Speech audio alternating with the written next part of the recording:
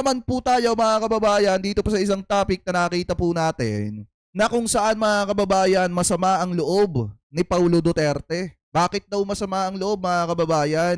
Kasi sabi po dito, sa Abante, una sa balita, yan po yung source natin ha. Kung titingnan nyo, maruming politika. Yan po yung sabi dito. Basahin natin yung nilalaman. Yan.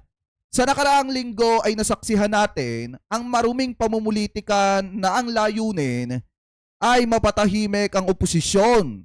Hindi maikakaila ang pagkalungkot at pagkagalit ng inyong kuyang pulong sa desperadong paggamit ng mismong institusyon ng Kongreso para makaganti ang mga katunggali sa politika ng aking kapatid na si Vice President Sara Duterte laban sa kanya.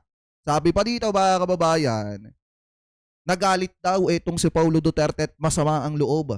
Dahil daw po, ito daw pong kamera ginamit yung kanilang kapangyarihan para makaganti.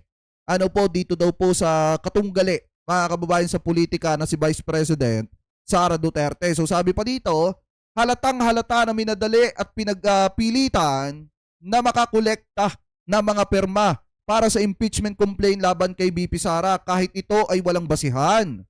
Pinili ng liderato ng Kamara de Representantes na gamitin ang pinakamadaling paraan para maipilit ang kanilang kagustuhang mapatalsik ang vice-presidente ng bansa na inihalal ng may 32 milyong Pilipino. Alam naman natin na kapag pagkolekta ng mga pirma ang paraan para makakuha ng suporta ay madali ng mambraso at pilitin ang mga nagdadalawang isip lalo na kung may kapalit na pabor at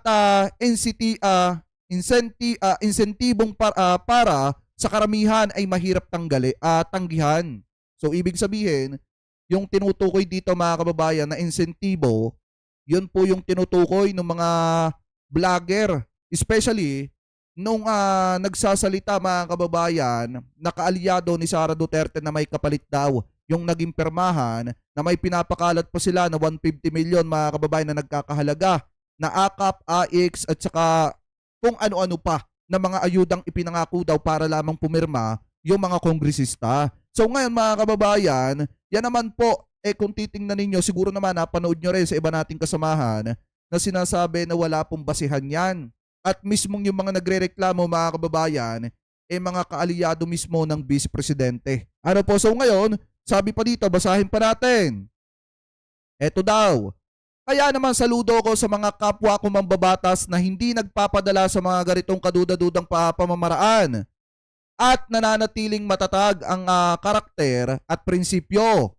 Ang mabilisan at brasuhang proseso para mapadali ang pag-impeach kay BP Sara ay isang malinaw na kaso ng political persecution. Yan po yung sabi na itong si Paulo Duterte kung bakit siya nagagalit at kung bakit masama yung loob po niya. Kasi pakiramdam po nila binraso yung iba mga kongresista pinilit para pumirma para sa pilitang mapatalsik itong si Sara Duterte sa kanyang posisyon bilang pangalawang Pangulo ng Republika ng Pilipinas. So ang tinutukoy dyan yung impeachment mga kababayan na kung saan kaya na-impeach sa Kamara itong si Sara Duterte kasi nga nakakuha ng halos 200 mahigit na boto mula sa mga kongresista na sumasang-ayon para ma-impeach itong si Sara. So sabi pa dito mga kababayan, basahin pa natin, nauna nang nanawagan ng Iglesia ni Cristo sa pamamagitan ng pagsasagawa ng National Rally for Peace para matigil na ang ganitong kahibangan na wala namang mabuting maidudulot sa bayan.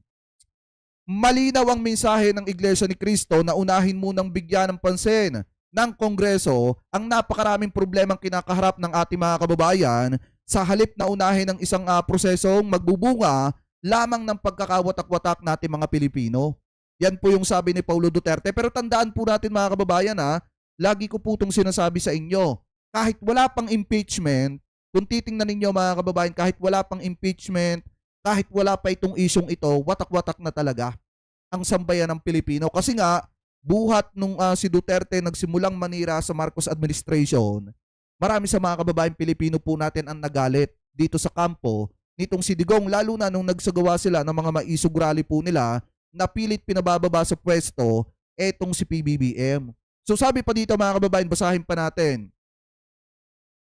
Isa sa dapat pagtuunan ng pansin ay ang problema sa patuloy na pagtaas ng presyo ng pagkain at iba pang pangunahing bilihin. Matagal ng problema ito. Kailangan pa magdeklara ng food security emergency ang gobyerno sa pagbabakasakaling mapahaba ang presyo ng bigas or mapababa ang presyo ng bigas. Sabi pa dito, simula nang maupo ang kasalukuyang administrasyon ay patuloy na tumataas ang presyo ng bigas. Gayong bumababa na ang halaga nito sa pandaigdigang merkado at binabawasan pa ng buwis sa pag-i-import nito simula pa noong nakaraang taon. So parang ang sinasabi dito mga kababayan ni Paulo Duterte buhat nung mapaupo ang administrasyon ni PBBM, saglip na bumaba yung presyo ng bigas pataas. And then mga kababayan, ang tinutukoy din niya dito at sinisira niya mga kababayan ay ang gobyerno nitong si PBBM. So ang gusto po nilang mangyari dito, dapat daw pagtuunan muna ng Kamara ng pansin yung pangunahing problema ng Pilipinas bago yung pagpapa-impeach dito kay Sara Duterte na nagiging dahilan ng pagkakawatak-watak ng mga kababayan po nating Pilipino. Pero mga kababayan, kung titingnan nyo isa po ito sa pinakamahalagang usapin dito sa ating bansa.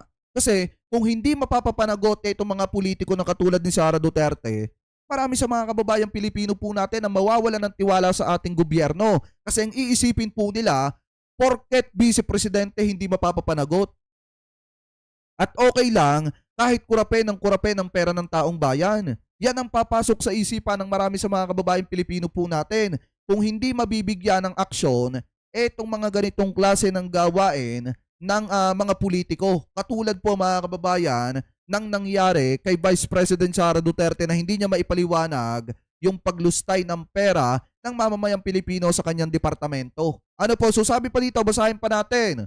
Kung hindi natinag ang gobyernong ito sa lakas at pagkakaisa na ipinakita ng milyon-milyong Pilipino na lumahok sa National Peace Rally, bulag itong bumabagtas ng daan patungo sa isang mas matinding unos na hindi nila makakayanan ang pwersa, baka magulat na lang sila. So may pagbabanta na. Mga kababayan, na kung hindi makikinig ang gobyerno ni PBBM dito po sa rally na isinagawa ng Iglesia ni Cristo, baka magulat na lamang daw po ang gobyernong ito ni PBBM na magkaroon ng matinding unos na hindi po makakayanan ng gobyerno ni PBBM. Yan po yung banta mga kababayan ni Paulo Duterte. So sabi pa dito, basahin pa natin, hindi basta na lamang papalampasin ng sambayan ng Pilipino ang ganitong pag-uusig at pagsawalang bahala sa demokrasya para lang mapatahimik ang oposisyon. Parami na ng parami ang dismayado sa mga nangyayari sa ating bansa kung saan ang liderato ay politika ang inuuna sa halip na kapakanan ng ating mga naghihirap na mga kababayan. Yan po mga kababayan yung sinasabi dito ni Paulo Duterte. So sumasang-ayon ba kayo doon sa kanya mga binibitawang salita dito na kaya masama yung loob niya at nagagalit siya kasi yun daw pong pagpirma sa impeachment laban dito kay Vice President Sara Duterte ay minadali at nagkaroon daw po ng brasuhan. At may mga binabanggit pa sila dito na may mga kapalit daw ito mga kababayan, kaya yung iba sa mga kababayan po nating kongresista napapirma. Pero kung titingnan nyo, marami po sa mga kongresista ang nagsabi na wala pong kapalit yan at kusang loob sila na pumirma dyan mga kababayan. Yun nga lang iba na hindi po pumirma, alam naman natin na kaya hindi pumirma yung iba, hindi ko naman nilalahat, dahil yung iba ay kaalyado ng mga Duterte. At ayaw mga kababayan na may masabi sa kanila ang mga Duterte. At saka kung brasuhan yan, isipin nyo mabuti kung nagkaroon ng brasuhan dyan, hindi pipirma yung mga taga Mindanao. Pero kung titingnan nyo, out of 60, nasa 41 mga kababayan yung pumirma na mga taga Mindanao na mismong teritoryo ni Duterte. So kung titingnan po nating mabuti kung nagkaroon ng brasuhan dyan, di sana nagsalita na yung ilan sa mga kongresista na hindi naman talaga solidong sumusuporta kay PBBM. Katulad mga kababayan ni Raul Manuel, Arlene Brosas at netong sina Franz Castro. Kaya nga mga kababayan, kung titingnan po natin yung mga sinasabi dito ni Paulo Duterte, nadadala lamang siya ng kanyang galit kasi yung kanyang kapatid ang nahaharap sa matinding issue na talagang pwedeng matanggal sa posisyon etong kanyang kapatid. Pero mga kababayan, kung iba yung nahaharap ngayon sa impeachment, kung si PBBM yan, hindi naman sila magsasalita ng ganyan. Baka nga pinagtatawanan pa nila ngayon ang presidente. Kaya nga mga kababayan, dun po sa mga kababayang Pilipino natin, pumili kayo ng tamang kandidato ngayong darating na Mayo 12 kasi mga kababayan, kapag ka nakalusot etong mga kaalyado ng mga Duterte, asahan nyo na walang mangyayaring impeachment dyan po sa Senado.